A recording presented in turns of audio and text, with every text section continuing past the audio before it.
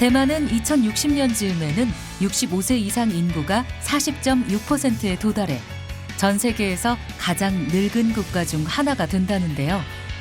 그래서 노년의 가장 큰 관심사는 관절 건강이랍니다. 정말 중요하죠. 우리의 일상적인 움직임과 걷기는 모두 관절에 의존하고 있으니까요. 요즘 많은 노년층이 관절이 좋지 않아서 정상적으로 움직이지 못하는 경우가 많습니다. 이것은 자신의 몸을 아끼는 것이기도 하고 가족들에게 부담을 덜어주는 일이기도 합니다. 대만의 노인들이 즐겨한다는 태극권 운동. 전신의 균형을 유지해 다른 관절의 부담을 줄여준다고 하는데요.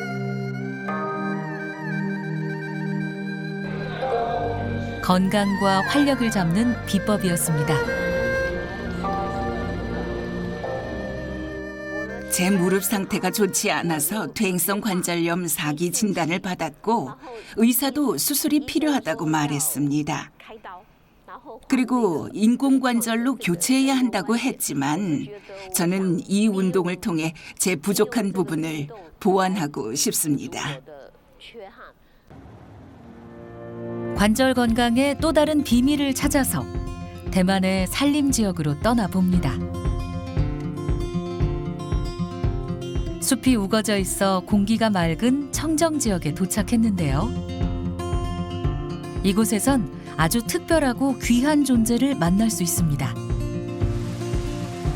물이 담겨 있는 수조 안. 어렴풋이 헤엄치는 물고기가 보이는데요. 얼핏 보기에도 거대한 몸집과 빠른 움직임이 범상치 않은데요. 녀석의 정체는 무엇일까요? 바로 철갑상어입니다. 그런데 우리가 알고 있는 일반 상어와는 차이가 있다고 하는데 어떤 점이 다를까요?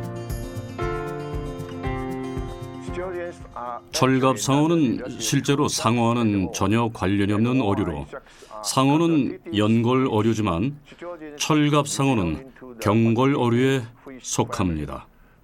몸에는 마른 목걸의 단단한 굿 비늘이 총 5줄로 되어 있는데 이 모양이 마치 철갑을 두른 것 같다고 해서 철갑상어라고 부르고 있습니다.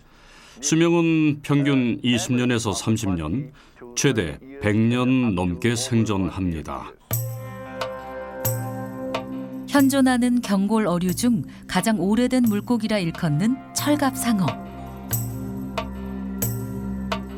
최대 수명이 무려 100년 이상으로 장수어 또는 황제어로 불린다고 하는데요. 철갑상어는 지구 역사상 백악기 중기부터 나타나 환경에 적응하면서 살아온 어류입니다.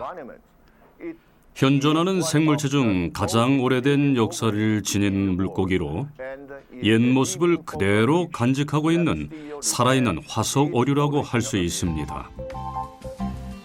강한 생명력을 지닌 철갑상어는 그만큼 귀한 어종이기에 대만에서도 까다롭게 양식한다고 하는데요.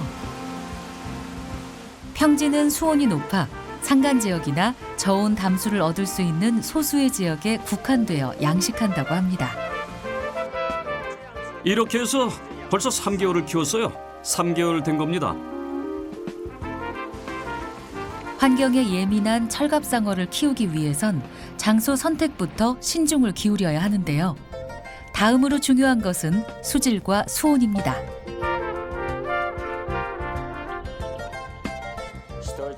철갑상어는 보통 적당한 수온을 필요로 하며 대부분의 종은 10도씨에서 20도씨 사이의 수온에서 가장 잘 자랍니다. 철갑상어는 수질에 매우 민감하며 맑고 깨끗한 수질 환경이 필요합니다. 수온이 뜨거워지면 양식장 내 용존 산소량이 부족해 철갑상어가 폐사할 수도 있다고 하는데요. 그래서 철저하게 수온과 수질 관리를 한다고 합니다. 시원한 물이에요. 겨울에도 여름에도 24도를 유지합니다.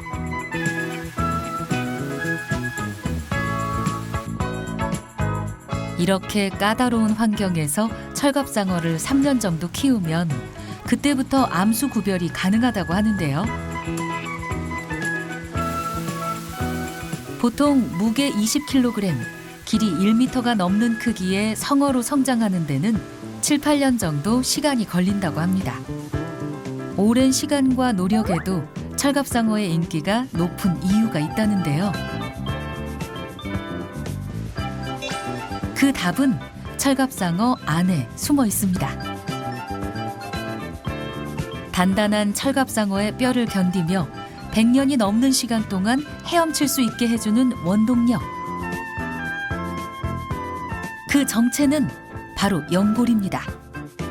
그런데 이 연골에는 놀라운 비밀이 숨어 있다는데요. 바로 연골의 핵심 성분인 콘드로이친입니다.